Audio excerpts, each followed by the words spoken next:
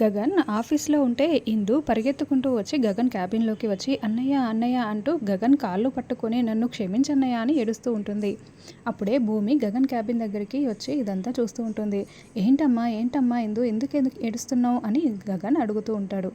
అన్నయ్య, నాకు ఇవ్వవలసిన కట్నాన్ని మా అపూర్వ అత్తయ్య చేత ఇప్పించలేక మా వాళ్ళంతా బాధపడుతూ ఉంటే ఆ 2 కోట్ల కట్నం డబ్బులు నువ్వు ఇచ్చేసి నా కాపురం నిలబెట్టావన్నయ్య. థ్యాంక్ యూ సో మచ్ అన్నయ్య.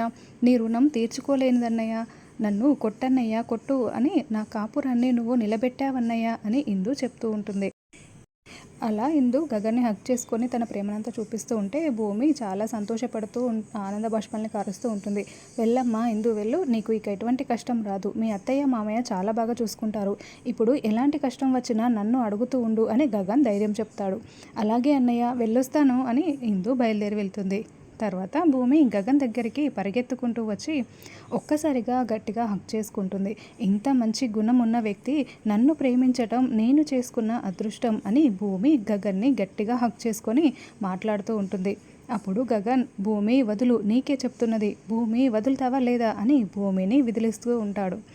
ఇంత గొప్ప వ్యక్తి నన్ను ప్రేమించడం నేను చేసుకున్న అదృష్టం అని అంటున్నాను.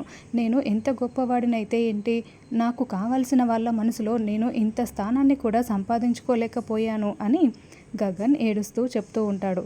గగన్ మాటలు విని భూమి కూడా ఏడుస్తూ ఉంటుంది.